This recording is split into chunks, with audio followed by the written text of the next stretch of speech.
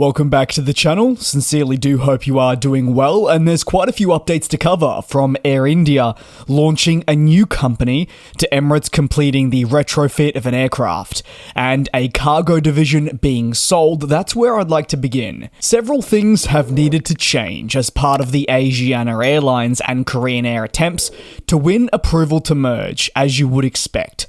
Arguably one of the larger parts that needed rectifying was the sale of Asiana Airlines Cargo, the brand's freight division, which was requested to be offloaded. The request came from the EU, which believed this element needed to be removed to prevent the prospective combined company from obtaining higher market share levels and killing off competition. As a result, the airlines hoping to merge needed to offload the division, which has now been agreed, with Asiana Airlines Cargo to be sold to Air Incheon for USD 342 million. Korean Air confirmed it had sold the division in a release, identifying this smaller South Korean company that strictly focuses on cargo operations as the optimal location. The purchase and thus the transfer will see the fleet, customers, staff, and many other elements that make up the division essentially handed over to Air Incheon in a full transfer. This is all part of Korean Air's strong ambitions to take over Asiana Airlines and create this mega airline that we've been talking about for so long. But to do that, competition watchdogs have requested several things to take place. These requests are part of regulators' attempts worldwide to ensure that once a deal is formally finalized and the integration moves along, from the likes of competitors to even consumers like me or you won't be impacted by, say, higher airfares, or in the case of competitors, you don't want less competition. The EU's request centered around the freight division specifically, which needed to be, they felt, removed. All regulators, excluding the US, have actually approved this merger, and now the US is last on that list, permitting no hiccups, and I say that like the last 5 years haven't thrown their fair share of them. Korean Air at least has stated publicly it expects a decision from the US regarding this merger to arrive in the coming months, and this final decision, I can't state enough, is going to be instrumental in really green-lighting the deal, allowing the pair to continue working in a positive trajectory to complete the integration, which will involve navigating many challenging scenarios. You've got to think about the staff, fleet, and so many other elements of the business when you're bringing together two such important but also large companies.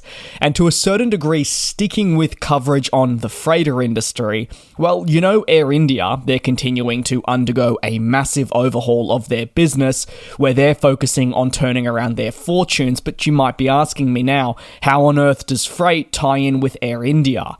Well, per the Economic Times, and as part of major investments that we're seeing from Tata Group, the new ownership, the strategy for this company is expected to move towards responding to other areas away from passenger traffic to really pounce. And these reports say that Air India wants to consolidate its cargo operations to streamline its business further. Basically, if consolidation were to progress, and this is not to be confirmed as of yet, Air India would launch its own freighter company that would strictly operate, you guessed it, with dedicated freighter aircraft. The air cargo market is one that surged during the COVID-19 pandemic, and following this, it's plateaued, but that really hasn't stopped businesses from pouncing where possible. Tata states that the air cargo market continues to be a really positive area that it believes is worth exploring on its own. The belief is that by launching this dedicated freighter airline, it would allow the chance to capitalize on the market and boost the economy alongside key trade activities. This all sounds very enticing for Air India and the group in terms of this being a worthy investment. While the launch of a dedicated freighter airline may seem groundbreaking, it does truly align with what Tata Group's direction has really been since taking over this troubled carrier I speak of. The strategy has focused on consolidation efforts and streamlining pretty much any element of the business that can be done. Most notably, take a look at the passenger airline network, which has seen consolidation, and that'll be more than evident with the upcoming Vistara merger into Air India. That's hopefully going to be completed by the end of the year. If you can streamline in an effective manner, well, the repercussions are going to be brilliant, and Tata Groups hope this will lead to better expenses, better cost efficiency. For the prospective dedicated cargo division, the pandemic showed many airlines the benefit of diversifying their business and having different means of operating away from just their passenger network. Most of these passenger airlines already specialize in transporting goods between certain markets, and if executives analyze this further, there very well may be an appetite to enhance this with dedicated freighters rather than a small amount of restricted space below the cabin that is forced to say conform to a passenger flight schedule. Having the opportunity to speak closely with Donata here in Melbourne Airport, it offered me a fantastic bit of insight into just how important some routes are, not from a passenger standpoint, but from the standpoint of exports, and that can be where the money truly is for some of these operators. These initiatives, which are not to be confirmed, I've got to state again, but rather being considered, are why Tata Group's role thus far in overhauling Air India is something that's been praised. While there is still much work to be done, and the jury is out on how this will fare, these are all positive steps to identifying potential gaps in the market, and it can be huge for long-term successes. On to the final story, and Emirates has re-entered its first Boeing 777 into service, which is configured with an all-new cabin refresh. The Dubai-based carrier has been overhauling its operation, including the speeding up of a retrofit program that we know will cost billions.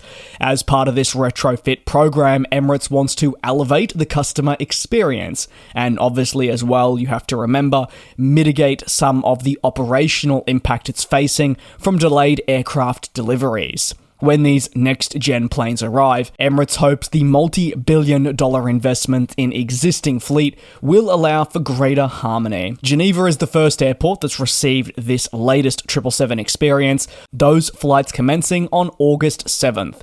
The highly anticipated retrofit does include a new business class seat, but really the standout feature is bringing premium economy to the 777. Emirates says the process took 37 days in total, and this is incredibly efficient. Why? Because they highlighted the aircraft actually entered service 4 days ahead of what was initially scheduled.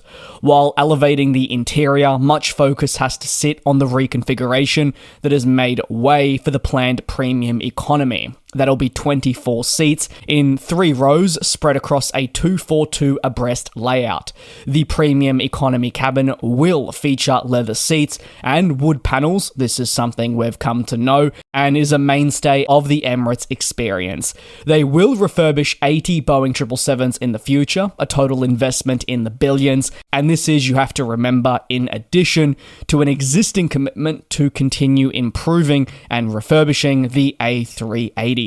Any thoughts on today's topics? Well, best place to leave them is down below in the comments. Thank you very much for your support here on the channel. Take care, be safe, and I'll see you same place, same time tomorrow for your latest industry news. And we'll fly.